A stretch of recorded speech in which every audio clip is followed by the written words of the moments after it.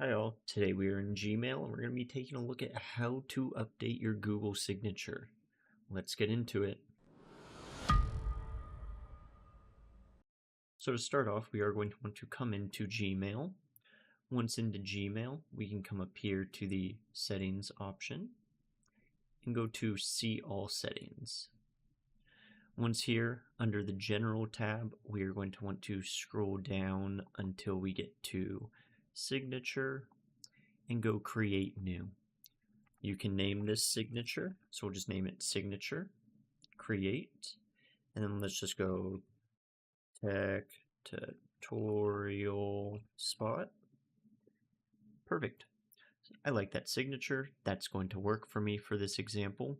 You do want to make sure to set signature defaults. So set the signature we just created for new emails as well as replying to emails. And then we should be able to scroll down to the bottom and save changes. Now if we go to compose an email, you can see we now have a signature on here. Let me know if this video helped, leave a comment and subscribe, and I'll see you in the next one.